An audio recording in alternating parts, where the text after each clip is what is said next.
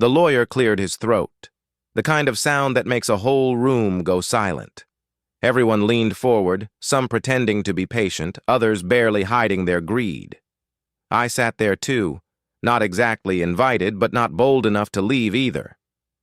My name wasn't even on the crisp white papers laid across the oak table, or so I thought. The cousins whispered, smirked, and exchanged looks like the game was already over. In their minds, I was out. Erased. The irony? This wasn't just some random inheritance. It was my grandmother's will.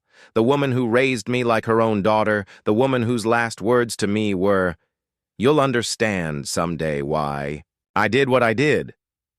At the time, I didn't know whether to take that as comfort or warning. But here I was, watching relatives practically salivate over vacation homes and stock portfolios while I was treated like an unwanted guest at the reading of a story I was never supposed to be part of. Ungrateful. That's what they called me behind my back. She doesn't deserve a cent.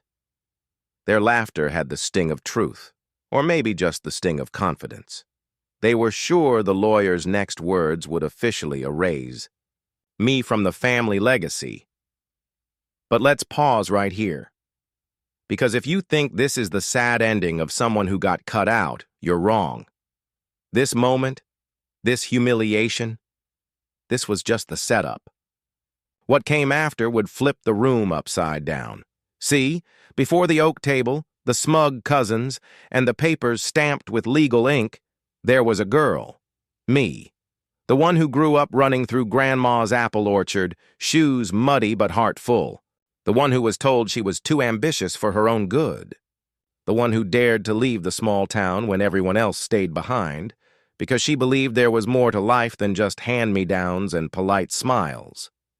It's funny, isn't it? Families remember the moments when you said no to them louder than the years you said yes. I said no once, to a path they thought I should follow, and suddenly I was branded ungrateful, distant, unworthy. They rewrote the family script, and my name didn't fit anymore. But people forget that stories aren't just written on paper. They're written in sacrifice, in scars, in the quiet hours where no one's clapping for you. And I had plenty of those hours. So while my cousins were busy sharpening their claws for Grandma's wealth, I was out there sharpening something else: resilience. It didn't look shiny, it didn't come with applause, but it was real. And now we're back, at the table, where humiliation feels sharp, but suspense feels sharper. Because what none of them knew, what not even I fully grasped in that moment, was that Grandma hadn't written me out of the story. She'd written me into it, in a way that would leave every single person in that room stunned. Curious? You should be. Because this is not a story about what I lost.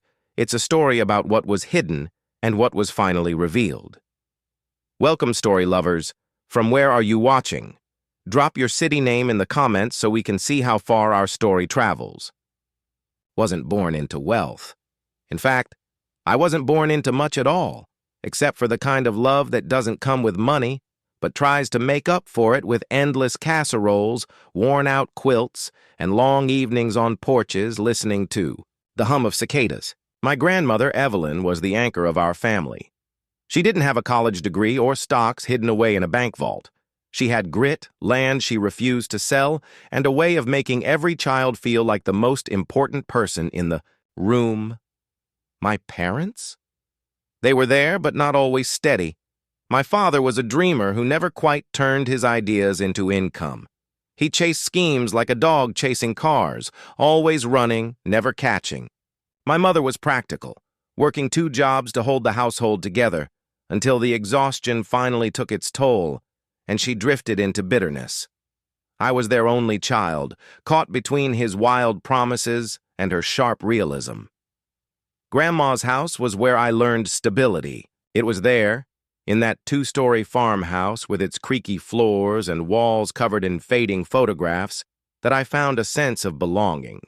She taught me how to read before I started school, sitting at the kitchen table with the Bible and old Reader's Digests. She showed me how to add and subtract using grocery receipts. By the time I hit middle school, numbers weren't just easy for me, they were my safe place. Teachers noticed. I was the kid who didn't just balance equations, but actually enjoyed it. While other kids groaned over math homework, I treated it like a puzzle I couldn't wait to solve. By high school, I was winning regional competitions, tutoring classmates, and dreaming of a future where I'd be the first in my family to graduate college. Grandma beamed every time she heard my name announced at an awards assembly. But dreams, I learned, are fragile things. They can shatter quietly, almost invisibly, under the weight of real life. I earned a scholarship to study accounting at a state university. It wasn't a full ride, but it was enough to make the impossible seem possible. I remember packing up my thrift store suitcases, Grandma slipping me a $50 bill with the words, "For emergencies only," and my parents arguing in the background about whether I was wasting my time. For the first time, I felt like I was stepping out of the shadows of everyone else's doubts. College was everything I hoped for, and harder than I could have imagined. I was surrounded by kids whose parents wrote tuition checks like they were paying for groceries. They had cars, laptops, and spring break trips. I had a part-time job at the campus cafeteria, a second-hand backpack, and the constant fear that one wrong move could send me spiraling back home. Still, I pushed. I studied late into the night, fueled by vending machine coffee and the memory of Grandma's proud smile. I graduated near the top of my class. I thought finally the tide had turned. My degree felt like a ticket out of generational struggle, but life doesn't always respect your timing. The first job I landed was solid, but not spectacular. Junior accountant at a mid-sized firm. It paid the bills, barely. And when I say bills, I mean rent for a tiny studio apartment, a used car that broke down twice a month, and groceries that required creativity to stretch. Still, I felt like I was building something. I had a career path, a future. I even allowed myself to start dreaming again. Graduate school, maybe even my own firm one day. Then, everything unraveled. It started with my mother's illness. She was diagnosed with early-stage cancer. The treatments were brutal, the costs worse. Insurance covered some, but not nearly enough. I sent money home, drained my tiny savings, maxed out credit cards. The firm noticed my distraction, my missed deadlines, the way I was constantly rushing out early to answer family calls. Within a year, I was quietly let go under the excuse of downsizing, unemployed, drowning in debt, and with my mother's health still precarious. I moved back home. Grandma's house was still standing, still warm, but it didn't feel like the place of childhood comfort anymore. It felt like failure. Every time I walked past my framed diploma on the wall, I felt the sting of what could have been. The years that followed were survival years. Odd jobs. Waitressing, bookkeeping for a local mechanic, tutoring high school kids in math, each paycheck already spent before it arrived. My peers from college were climbing ladders in glossy offices while I was calculating grocery costs down to the penny. It wasn't just financial struggle. It was emotional isolation. Family that once cheered for me now whispered about how I'd flown too close to the sun. Relatives who never finished high school shook their heads at my degree like it was a failed lottery ticket. And through it all, Grandma tried to encourage me, though I sometimes saw the worry in her eyes when she thought I wasn't looking. One night, after another rejection email from a firm I'd applied to, I sat on the porch steps and cried harder than I ever had before. Not the quiet tears of frustration, but the full heaving sobs that make you wonder if you'll ever get back up. That was the night I promised myself I wouldn't quit. Even if no one believed in me, even if doors kept slamming, I wouldn't let the fire go out completely. It was a small promise, almost laughable in the face of mounting bills and fading dreams. But it kept me alive. And sometimes, survival is the bravest act of all. When you're young, you think struggle is temporary. You tell yourself, this is just a rough patch, it'll pass. But months turned into years, and my rough patch started to look permanent. The hardest part wasn't the long hours or the debt collector's letters that piled up like a second mailbox. It was the quiet loss of dignity. Every time I handed over a job application for a position I was overqualified for, I felt smaller. Every time a former classmate posted on social media about promotions, weddings, vacations abroad, I felt like I was watching life from the outside, nose pressed against the glass. Grandma never judged me, though. She had grown up during the Great Depression, raised children during ration years, and buried a husband before she turned 50. She understood hardship. What she couldn't stand was giving up. So when she saw me sitting on the porch, staring blankly into the distance, she'd say, "Keep your hands busy, keep your mind sharp. The rest will follow." So I did. Even when I had no accounting job, I practiced. I volunteered at the church, helping them balance their books. I helped neighbors file their taxes. I downloaded free trial software to keep up with changes in finance. On the surface, it looked pathetic. An unemployed woman clinging to a skill no one was paying her for. But deep down, it was survival of another kind. I was keeping the flame alive, even if it was flickering. But survival had costs. The bills from my mother's treatments came in waves.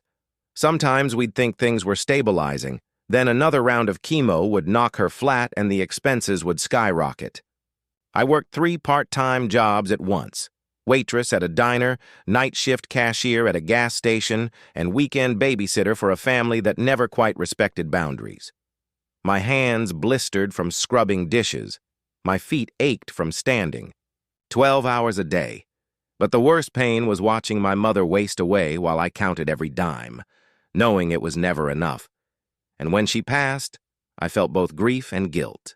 Grief, because she was gone, and guilt, because a tiny part of me felt relief that the financial bleeding had stopped. That's the kind of thought you never admit out loud, but it lives inside you, gnawing. After her funeral, relatives who hadn't visited her once during her illness came forward with opinions. They had advice, criticisms, whispers about how I should get serious with my life. These were the same relatives who would one day sit smugly at the reading of Grandma's will, pretending they had earned something through bloodline alone. Still, I pressed on. I knew giving up wasn't an option. I thought about leaving the small town, starting fresh in a city, but fear chained me. With no savings, no safety net, I couldn't risk it. Instead, I stayed in Grandma's house, helping her with the orchard, the gardens, the endless repairs a farmhouse demands. It wasn't glamorous, but it was home. My 20s slipped into my 30s in a blur of responsibility.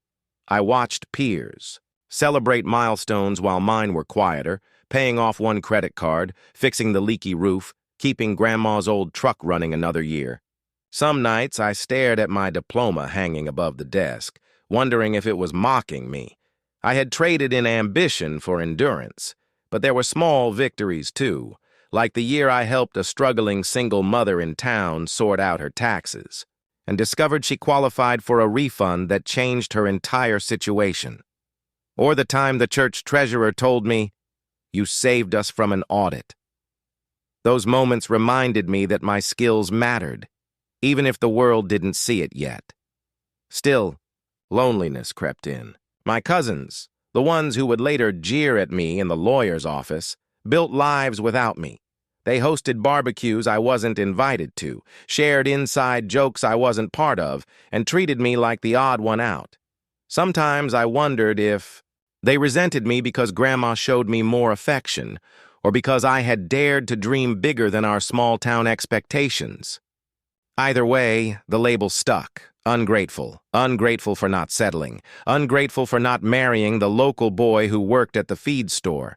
Ungrateful for not choosing a job that paid just enough to scrape by but kept me in town. To them, gratitude meant compliance. And compliance was something I'd never been good at. By the time Grandma's health started to decline, I was exhausted, but also oddly prepared. I had spent years practicing resilience. Nights in hospitals with my mother had made me familiar, with the smell of antiseptic and the rhythm of medical machines. I cared for Grandma with the same devotion she had once shown me, cooking her meals, managing her medications, sitting with her on nights when pain kept her awake. It was during those long nights that she told me stories about her own struggles, how she'd lost land to greedy neighbors, how she'd worked fields with bleeding hands, how she'd been underestimated her whole life because she was just a farmer's wife. She looked me in the eyes and said, "Don't think I don't see you. They may call you ungrateful, but I know the truth. You've given more than anyone else ever has." Those words carried me, but they also cut deeper later when I sat in that lawyer's office surrounded by people who had never lifted a finger for her. People who mocked me for having nothing, when the truth was, I had given everything. I didn't know it then, but every late-night study session, every failed job application, every sacrifice had been leading me to a reckoning none of us saw coming. Life has a way of testing whether you'll accept invisibility as your final chapter, or whether you'll dare to disrupt the script. For years, I lived like a shadow in my own family, useful when someone needed their taxes sorted or when Grandma required a caregiver, but invisible when the talk turned to legacies, respect, or pride. The turning point didn't come in a flash of lightning or a dramatic announcement. It came quietly, almost accidentally, in one of those moments where you're not even looking for change. It started with Grandma's paperwork. Toward the end of her life, she asked me to help organize her files, bills, land deeds, tax records, and yes, drafts of her will. She trusted me in a way she didn't trust the others. "You understand numbers," she'd say, her hands trembling as she passed me envelopes. "And you understand honesty." At first, I thought it was a chore, just another duty on the endless list of responsibilities I had carried. But as I sifted through the stacks, I noticed discrepancies, tiny at first, then glaring. Bank statements didn't line up. A land lease payment looked suspiciously low. And one property tax bill had been altered, numbers scratched out and rewritten. I might have ignored it, chalked it up to clerical error, except the handwriting looked familiar. It belonged to one of my cousins, the same cousin who loved to brag about helping Grandma with her finances. The realization hit me like a punch. They weren't helping her. They were helping themselves. They were siphoning little by little from a woman too old and too tired to catch it. For the first time in years, I felt something stronger than exhaustion. I felt rage. But rage alone doesn't change anything. It needs direction, proof, and a plan. So I started keeping records. Quietly. Every night after Grandma went to bed, I sat at the kitchen table, comparing statements, noting discrepancies, building a file so detailed even a lawyer couldn't ignore it. The more I uncovered, the clearer. The picture became, my cousins had been bleeding her dry, using forged documents and manipulations to ensure that when the will was finally read, they'd come out ahead while the rest of us were left with scraps. And me? They'd made sure my name was barely visible at all. Here's the thing. Part of me wanted to storm into their houses, slam the papers on their kitchen tables, and scream, "How dare you!" But another part of me knew that wouldn't work. People who can cheat their own grandmother aren't easily shamed. So I waited. I planned. And I let them think I was still the forgotten one, the ungrateful relative they could mock and erase. But fate, as always, added complications. Around this time, I met someone who became both ally and mirror, Mrs. Daniels, the town librarian. She was in her late 60s, sharp as a tack, with a dry humor that could cut through glass. She'd once worked as a legal secretary, and when I casually mentioned some oddities in paperwork, she raised an eyebrow. "You're sitting on something big," she said one afternoon, sliding me a stack of law reference books.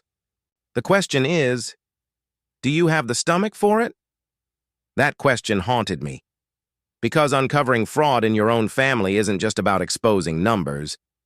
It's about detonating relationships. Once you push that button, there's no going back. Still, I couldn't unsee what I had seen.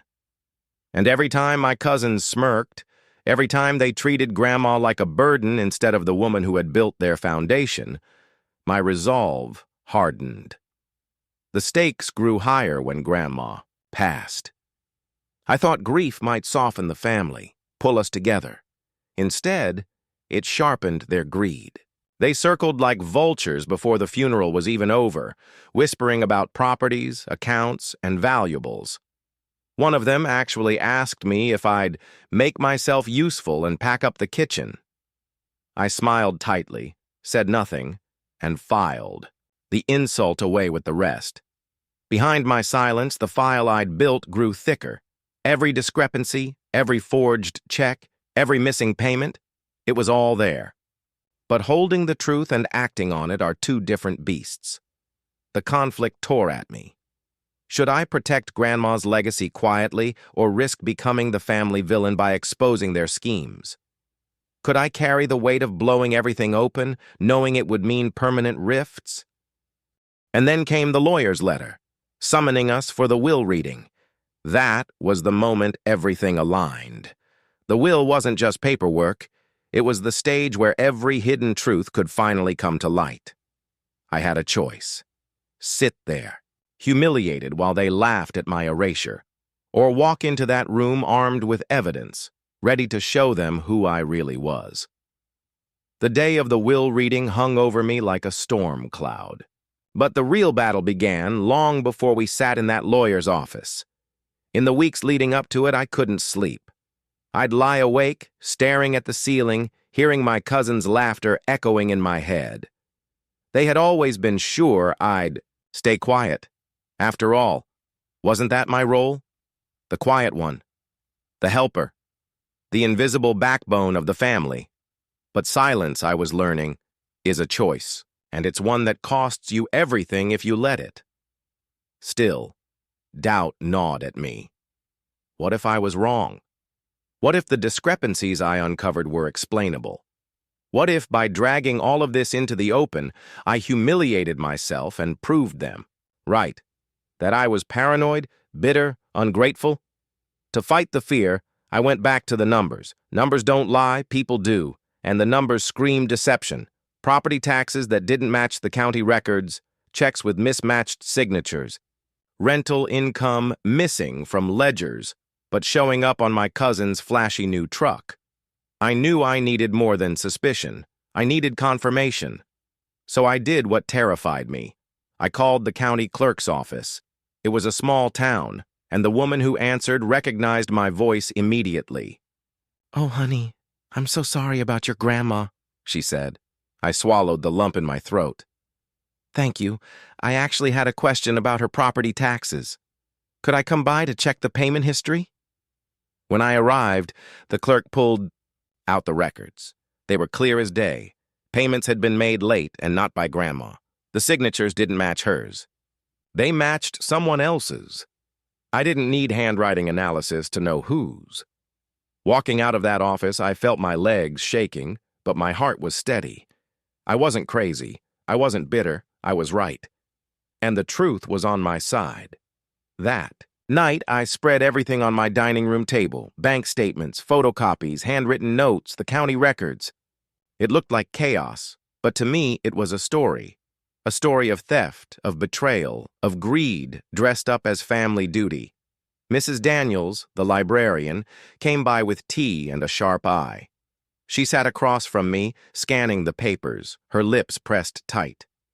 "This isn't just sloppy bookkeeping," she finally said. "This is fraud. And if the lawyer doesn't address it, you'll need to decide whether to take this higher." The weight of her words pressed down on me. Fraud. Not a family squabble, not a misunderstanding. Fraud. The kind of thing that could end careers, shatter relationships, maybe even land people in court. And here's the part I wrestled with most. These were my cousins, people I'd grown up with, shared bedrooms with during holidays, played hide-and-seek with in Grandma's backyard. Did I really want to ruin them? But then I remembered Grandma's trembling hands as she signed her name. The way they treated her like an obstacle, not a human being. The way they mocked me as though loyalty and honesty were weaknesses. No, I thought. I'm not the one ruining them. They ruined themselves. Still, a whisper of fear wouldn't leave me. What if they turned it all back on me? What if they called me a liar, accused me of stealing, painted me as the bitter granddaughter making wild accusations to grab money? They had the louder voices. They had the family's ear. The night before the will reading, I barely slept. I packed my file into a plain black folder, zipped it into my bag, and sat by the window until dawn. Every creak of the house made me jump. Every passing car made my stomach knot. When the sun finally rose, I dressed in my simplest clothes. Nothing flashy, nothing they could sneer at as trying too hard. I wanted no distractions, just me, the numbers, and the truth. On the drive to the lawyer's office, memories flooded me. Grandma teaching me how to bake cornbread.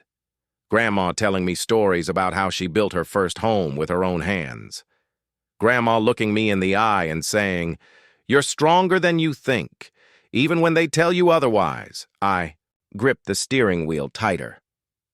"This is for you, Grandma," I whispered, but the closer I got, the heavier the fear became.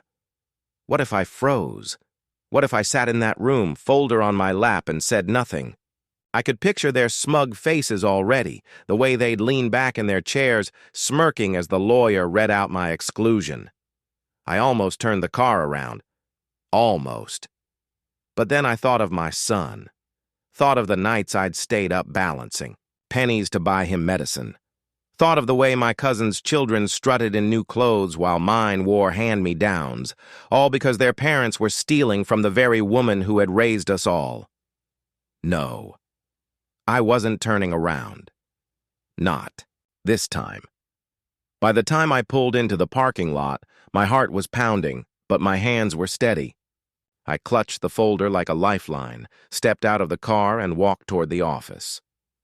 Inside, my cousins were already gathered, laughing too loudly, dressed like they were heading to a gala instead of a will reading. Their jewelry sparkled. Their perfume clouded the air, and their eyes lit up when they saw me, lit up with mockery. One of them smirked.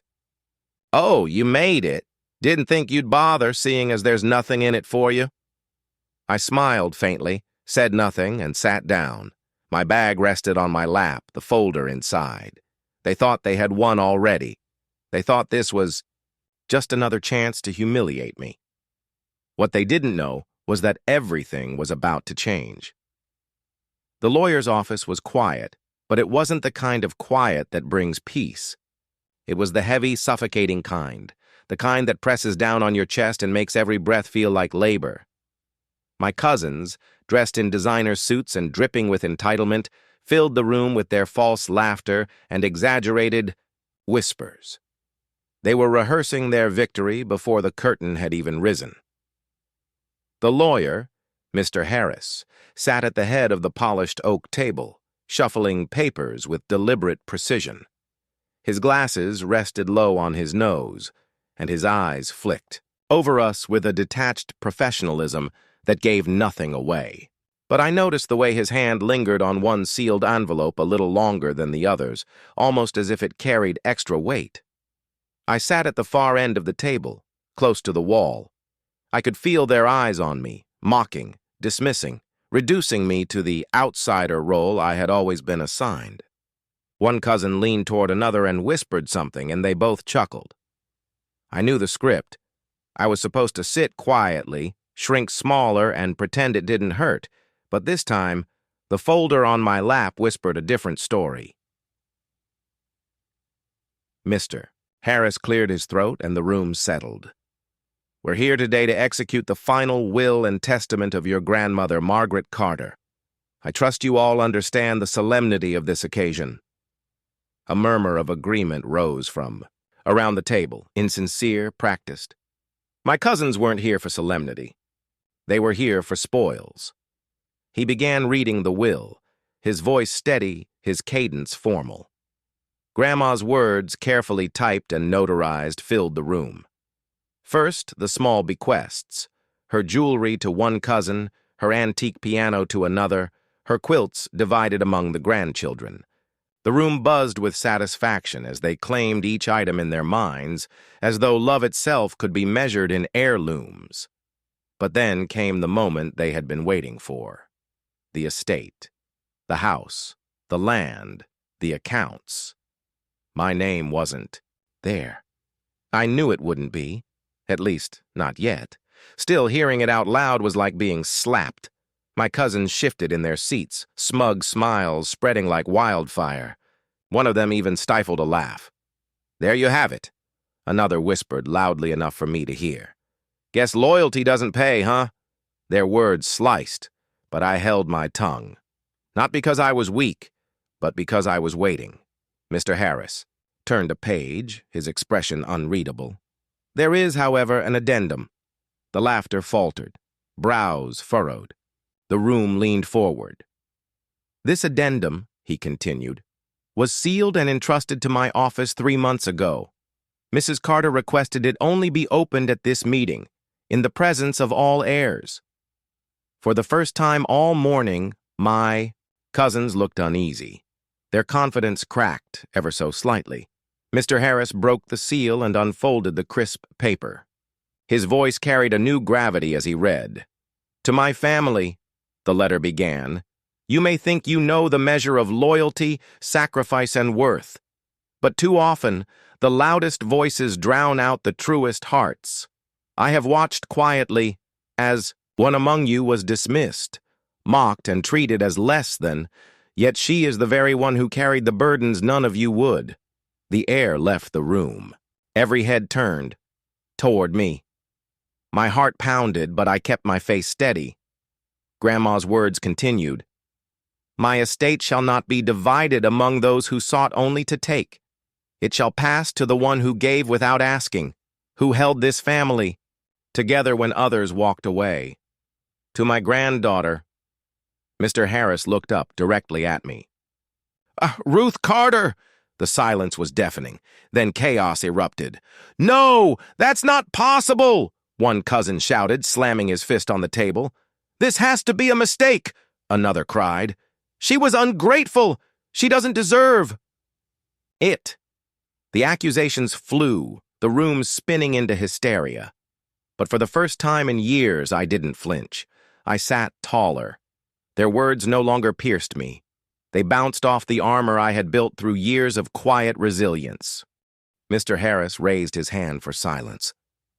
"I assure you this document is legally binding. Mrs. Carter's wishes were clear, and they will be honored."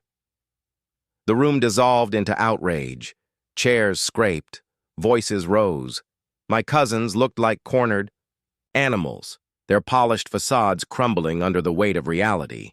But I wasn't done, because I hadn't come here only to sit quietly while Grandma's words spoke for me. I had come with my own truth. I reached into my bag, pulled out the black folder, and placed it on the table with deliberate calm. The sound of it hitting the wood cut through the noise. "I need to say something," I said, my voice steady but carrying a power I hadn't known was inside me. "For years, I stayed silent while you took advantage, not just of me, but of Grandma. You thought no one noticed. You thought no one cared. But I did." I opened the folder, spreading the papers across the table. Bank statements, property, records, copies of checks, proof. These are the payments you made with her money, the accounts you manipulated, the taxes you forged. I have copies. I've shared them with Mr. Harris, and if necessary, I'll share them with the authorities." The room froze. Faces drained of color. The swagger vanished. "You always called me ungrateful," I continued, my voice shaking but strong. "But gratitude doesn't mean staying silent while people steal. Gratitude doesn't mean letting you erase my name from what Grandma built. And today, for the first time, I'm not staying quiet." The fury in their eyes was undeniable, but so was the fear. Mr. Harris cleared his throat, sliding the documents closer to him. "I can confirm," he said, scanning the pages. that this information is credible. If pursued legally, this could have significant consequences. My cousins erupted again, but it was different this time. Not smugness, not mockery, desperation. And as they scrambled, argued, and turned on one another, I sat in silence. Not the silence of invisibility, but the silence of strength. The balance of power had shifted, and they knew it. The shouting reached a fever pitch. Voices overlapped, accusations, threats, desperate bargains, all crashing against one another like waves in a storm. What had started as smug laughter just an hour ago had unraveled into chaos. The mighty heirs who once looked down on me were now clawing at scraps of dignity, their masks ripped away. I didn't move. I didn't have to. For the first time, they weren't performing for me. They were exposed, stripped bare in front of one another. Every whisper they thought was secret, every scheme they thought was hidden, now hung in the open air. Mr. Harris slammed his hand on the table. The sharp crack silenced the room instantly. His normally calm face was tight with irritation. Enough. This is not a circus. This is the execution of a legal will. His voice was like steel, firm, unyielding. The cousins shrank, but their eyes darted toward me with venom. They were desperate to turn the tide, to wrestle back control. One of them, Jason, the oldest and most entitled, jabbed a finger in my direction. She manipulated Grandma. That's the only explanation. She was always around, always hovering. She probably made her sign something when she was weak. The others seized on the idea like drowning men grabbing driftwood. Yes, that's it. She tricked her. This should be investigated. Their desperation would have been pitiful if it hadn't been so venomous. But I had come prepared for this too. Funny, I said calmly, that you accuse me of manipulation. Because I have evidence here, I tapped the folder again, that you were the ones siphoning money from her accounts when she was already bedridden, transactions she never approved, checks she never signed. The lawyer nodded gravely. The dates align. These withdrawals occurred during a period when Mrs. Carter was physically incapable of managing her finances. He looked directly at Jason. That places the burden of proof squarely on you. Jason's face turned red, his arrogance wilting under the weight of the words. He stammered, That doesn't mean... But the words collapsed before they could form. The others began to turn on him. You were the one handling the bills, one cousin snapped. If this gets out, we're all finished, because of you. And just like that, their unity fractured. The alliance of greed dissolved into a feeding frenzy of blame. They pointed fingers, raised voices, called each other liars. I sat back and let them destroy themselves. For years they had united against me, using mockery and silence to erase me from the family story. But greed has no loyalty. And under the spotlight, their alliance cracked into dust. Mr. Harris stood, holding up the will. The matter is settled. Mrs. Carter's estate is transferred to Ruth Carter, in full accordance with her wishes. Any further disputes must go through the courts, but given the evidence presented, his eyes scanned the pile of documents in front of him. I doubt any judge would be sympathetic. The finality of his words struck like a gavel. The cousins sat in stunned silence. Their dreams of wealth had evaporated in an instant, slipping through their fingers like sand. And then, the humiliation began to sink in. They had laughed at me, called me unworthy. They had paraded their superiority in front of friends, neighbors, anyone who would listen. They had written me out of the family story with glee, and now the story belonged to me. Jason tried one last desperate move. This isn't over, he muttered, pushing back his chair. We'll fight this. You'll see. You don't deserve any of it. I finally stood, my hands steady, my voice calm. You're right about one thing. This isn't about what I deserve. It's about what Grandma decided. She saw through all of you when you thought she was blind. She knew who stood by her and who stood only for themselves. And now the truth is written in ink. I leaned forward, lowering my voice just enough that it cut sharper than any shout. You erased me from your hearts long before today, but Grandma wrote me back into the story, and that's a truth you can't erase. The words landed heavy. For once, no one had a retort. Mr. Harris began gathering the documents, signaling the end of the meeting. My cousins shuffled out, their faces pale, their footsteps heavy. No grand exits now, no triumphant swagger. Just silence and shame, but I stayed behind.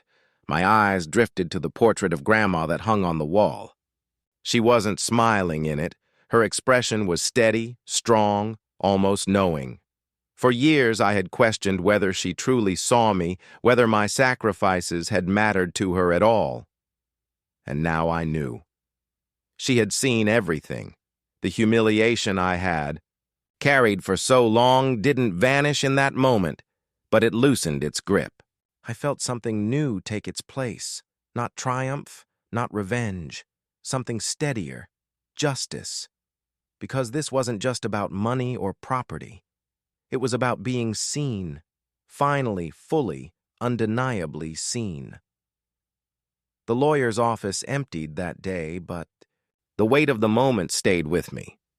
I walked out with no fanfare, no applause, no family at my side, just a folder of papers and the knowledge that the life I had known was ending. What awaited me was both terrifying and liberating. For so long, my identity had been tied to survival, stretching dollars, swallowing insults, pushing dreams into the background. I had grown used to invisibility, to being the helper no one thanked, the backbone no one saw.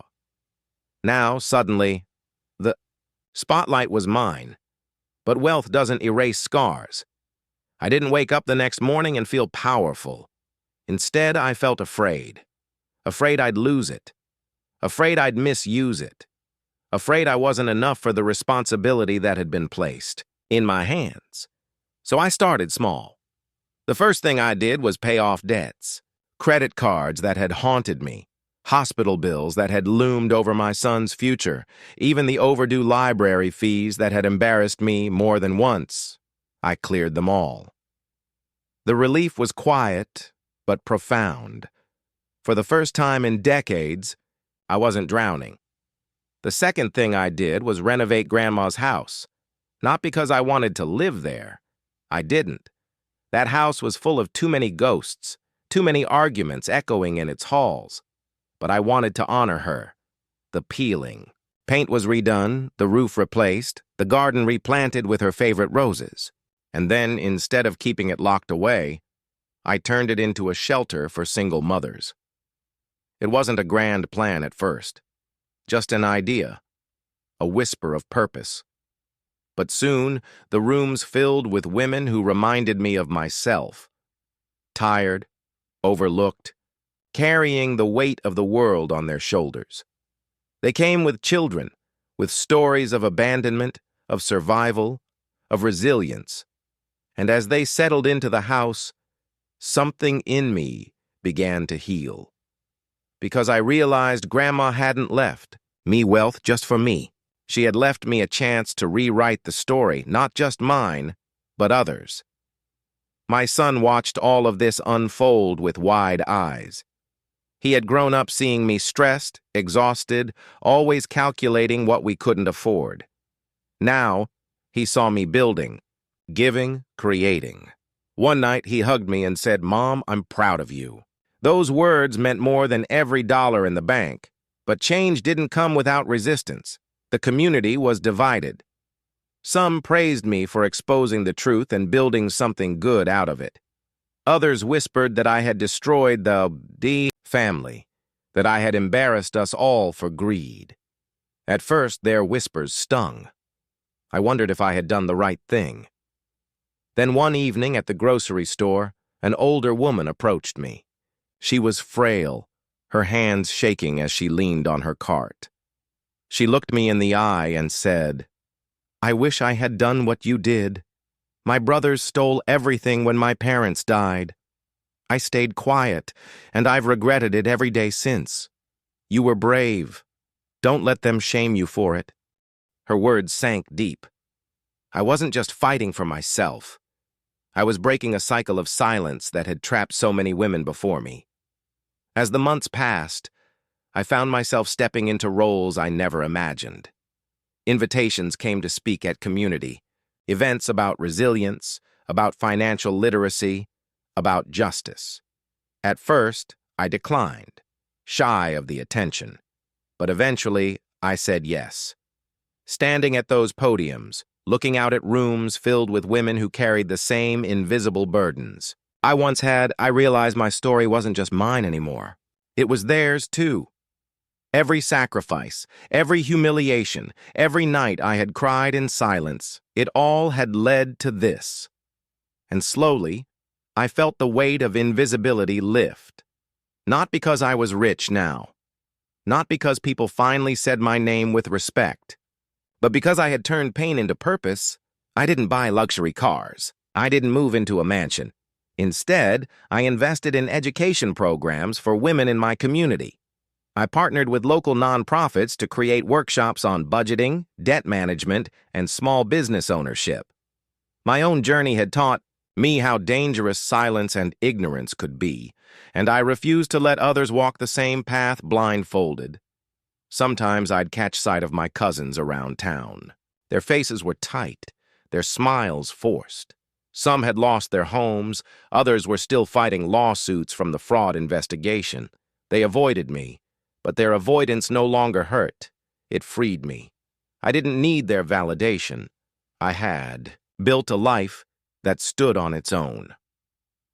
At night, when the shelter was quiet and my son was asleep, I'd sit by the roses outside Grandma's house.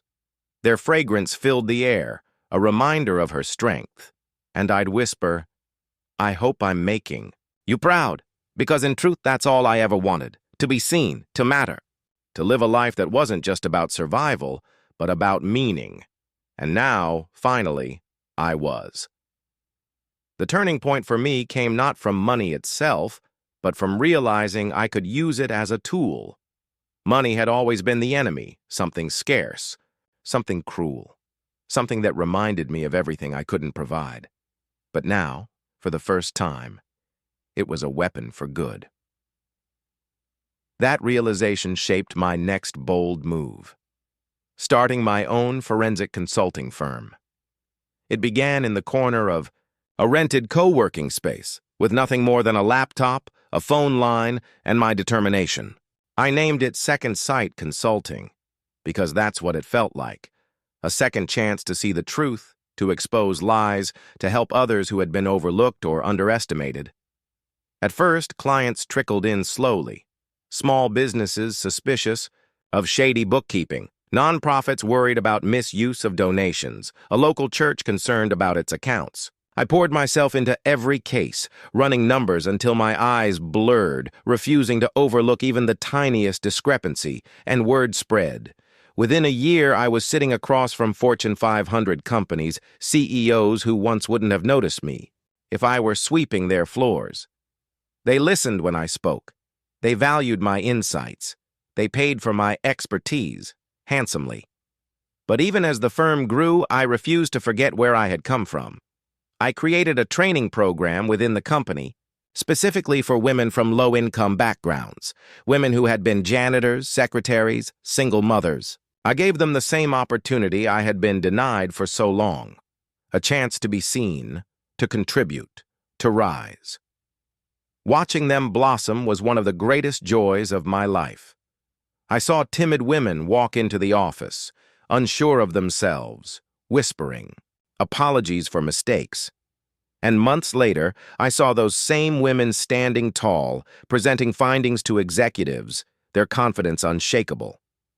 Every time one of them succeeded, I felt like a piece of me healed. My son, too, was thriving. With the weight of financial struggle lifted, he could finally dream without fear. He excelled in school, took leadership roles, and began talking about college, not just as a fantasy, but as a plan. One day he came home waving a letter. He had been accepted into a prestigious summer program for young leaders. Tears filled my eyes as I read the words, because I realized my sacrifices had not been in vain. He was stepping into a world I had once thought impossible for him. At the ceremony for the program, other parents congratulated me. They spoke of my son's intelligence, his kindness, his potential, and for once, I didn't feel like the outsider in the room. I belonged there, not because of wealth, not because of status, but because I had fought to give him this chance. Still, the shadows of the past lingered. There were moments when loneliness crept in, when I longed for a family gathering without tension, for cousins who would smile at me without bitterness. But life had taught me not to chase what was lost. Instead, I built new family in the women I mentored, in the community that began to embrace me. The shelter I had started in Grandma's house grew into something bigger. Donations poured in once people saw the impact. Local leaders partnered with me. Soon, we expanded into a second location, then a third. Single mothers found not only a roof, but also workshops, childcare, and job training. I often thought about how different my life could have been if someone had offered me those same supports years ago. That thought fueled me. If I could be the hand that lifted someone else out of invisibility, then every hardship I endured was worth it. There was one moment that sealed it all for me. A woman from the shelter, her eyes filled with tears, handed me a small handmade card. Inside, she had written, "Because of you, I believe my daughter's life will be different. She will know she matters." I cried as I read it, because that was the heart of everything: to matter, to be seen, to break the cycle of silence and invisibility, and slowly, even the wider world began to notice. Magazines ran features about my journey from janitor to CEO. A local university awarded me an honorary degree for my contributions to business ethics and community development. At one event, as I stood on stage accepting the award, I looked out at the audience and spotted my son beaming with pride. That was the moment I realized I wasn't just surviving anymore. I was leading. I wasn't Ruth the janitor. I wasn't Ruth the invisible daughter. I was Ruth, the woman who turned pain into purpose, who built something lasting from betrayal, who carved out a life that finally reflected her worth. And though my cousins' voices still echoed in the distance, I no longer needed their approval, because the truth was undeniable. I had become everything they said I could never be. With every step forward, I felt myself shedding the weight of the old life, the life of scraping by, the life of silence. Yet, I never pretended those scars weren't there. They had shaped me, carved resilience into my bones, but now I had something more than survival. I had a voice, and people were listening.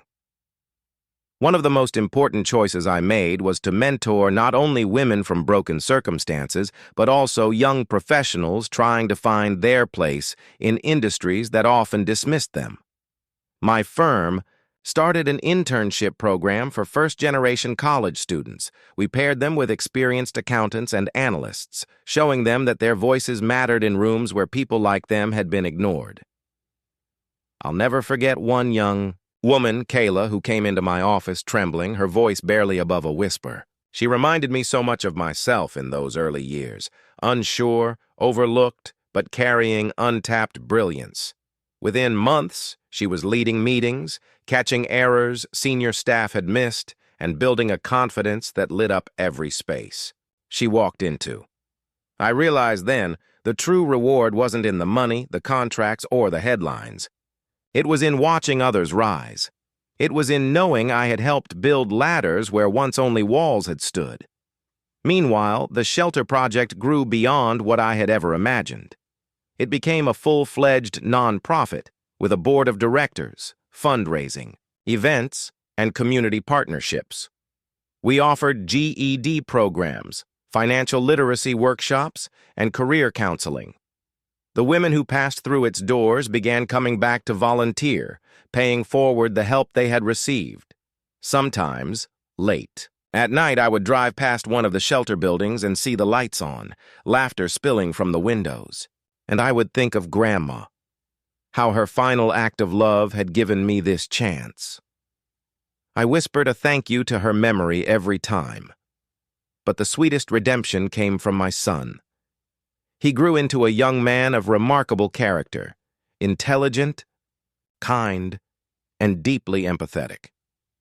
One evening, as we sat together after dinner, he looked at me and said, "Mom, when I have kids one day, I want them to know your story. I want them to know that nothing is impossible if you don't give up." I don't think he realized how much those words healed me. For so long I had feared failing him, feared that my struggles would define his childhood. Yet, here he was, not broken by our hardships, but strengthened by them, carrying my resilience into his own future. Life also gave me unexpected moments of peace. Invitations began to arrive from conferences, universities, even television shows. At first, I hesitated. Public speaking had never been my strength. But then I remembered all the years my voice had been silenced, and I knew I couldn't waste the chance to speak now. So I stood on stages telling my story. Not as a polished, untouchable success, but as a flawed, scarred woman who had learned how to rise. Audiences wept, laughed, and stood to their feet. Some came up afterward, whispering, "That was my story too." It was then I realized this wasn't just about me anymore. It was about every woman who had ever been told she wasn't enough, every person erased from opportunity, every dream left to gather dust. My story was their story, and my victory was proof that theirs could come too. And as the years passed, I noticed something even more profound. The bitterness I once carried toward my family began to fade. I no longer felt the sting of their laughter or the ache of their exclusion. I didn't need their apology. I didn't need their validation. My life had become bigger than their betrayal. Forgiveness didn't mean inviting them back into my life. It meant freeing myself from the prison of resentment.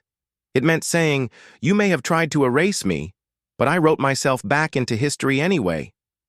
I wasn't just living for survival anymore. I was living for legacy. When I walked into my office one morning and saw the framed photographs on the wall, my son in his cap and gown, the women from our shelter smiling with their children, Kayla presenting at a corporate seminar, I felt something I had long thought impossible. Peace.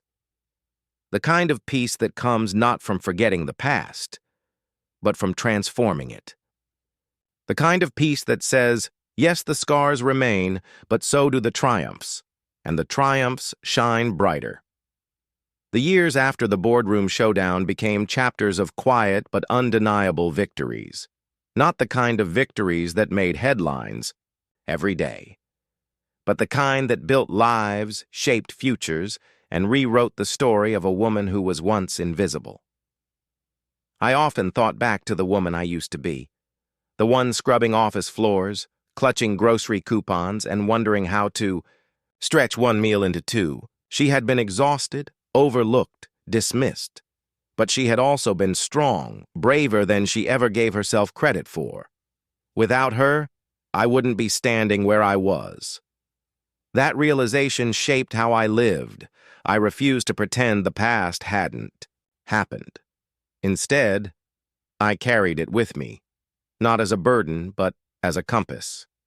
Every decision I made, every person I mentored, every young woman I encouraged, it was guided by the truth that pain, if used wisely, could become power. I watched as the consulting firm grew into something I had never dared imagine. It wasn't just a business anymore. It was a movement. We specialized in uncovering financial fraud, yes, but our true mission was bigger. To prove that women, especially those once dismissed as too ordinary, belonged in rooms of power. Clients began seeking us not just for our expertise, but for our integrity. "We know you'll find the truth," one executive said, "because truth has always been your weapon." That sentence stayed with me. Truth had been my weapon. The truth I carried into that boardroom, the truth I refused to bury when silence would have been safer. It was the weapon no one could ever take from me. And truth, I discovered, was contagious. My interns carried it into their careers. The women from our shelters carried it into their families. Even my son carried it into his education, determined to enter a profession where honesty and justice mattered more than profit. Looking back, I realized that wealth had never been the real inheritance my grandmother left me. The true gift was the courage to live with dignity even when dignity came at a cost. There were moments of recognition that took me by surprise. An award from a national business association, a profile in a magazine, even an invitation to speak at the very university where I had once been a struggling student. I stood on that stage looking out at rows of young faces and said, "Don't wait for permission to exist. Don't wait for someone else to hand you worth. You carry it already. Don't let anyone erase it." The applause was loud, but what mattered most were the quiet thank yous that followed. The girl who whispered that she'd been thinking of dropping out, but now felt she couldn't. The young man who said he'd seen his mother's sacrifices differently because of my story. Those were the victories that mattered most. Even in private moments, redemption found me. There was a night when my son and I sat on the porch watching the sunset. He asked, "Mom, do you ever wish things had been easier?" I thought for a long time before answering. "No," I said finally. Because if they had been easier, I might not have learned how strong I was. And maybe I wouldn't have fought for the life we have now. He smiled, and I knew he understood. The road had been long. The betrayals had been deep. But the ending? It was more beautiful than I had dared to dream. I was no longer the woman erased from papers of wealth. I was no longer the family's afterthought. I was no longer defined by absence, silence, or invisibility. I was Ruth Carter, businesswoman, mentor, mother, survivor, truth-teller. And that truth had given me not just redemption, but legacy. And legacy, I realized, is the only inheritance that truly lasts. They once called her ungrateful. They whispered that she was undeserving. They laughed when her name was erased from the papers of wealth. But life has a way of rewriting stories, doesn't it?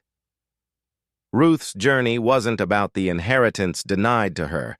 It was about the courage she inherited from struggle. It was about dignity that couldn't be stolen, and strength that grew out of silence. The family thought they had buried her under shame, but in truth they had planted a seed, and seeds given enough time and storms grow roots too deep to pull out. Her redemption didn't come wrapped in money or apologies. It came in the form of respect, legacy, and a voice that could no longer be silenced. Think about it. How many people do we pass every day? Faces we don't see, lives we dismiss, stories we assume are small. And yet, what if the very people we overlook are carrying truths powerful enough to shake the world? Ruth proved that invisibility is not the same as insignificance. She showed us that being underestimated can be the sharpest weapon because no one expects you to rise until you do. And here's the twist they never saw coming. When the National Business Journal honored her with a Lifetime Achievement in Integrity Award, the guest of honor wasn't her. It was the women she mentored. Their success was her trophy. They stood on that stage holding certificates, diplomas, and job offers, each one proof that Ruth's impact stretched far beyond boardrooms and bank accounts. That was the true inheritance. Not cash in a vault, not signatures on legal documents, but lives forever changed because one woman refused to stay silent. So ask yourself, when your name is spoken long after you're gone, what will they say you left behind? A balance sheet of wealth? Or a legacy of courage? Ruth's story reminds us that sometimes the greatest revenge isn't revenge at all. It's peace. It's purpose. It's standing tall in a world that once tried to shrink you. And maybe, maybe it's realizing that being excluded from someone else's will was never the tragedy. The real triumph was writing her own. Because sometimes the quietest woman in the room isn't the one who fades away. She's the one who saves it. Thanks for watching. Subscribe to our channel for more powerful stories and new videos.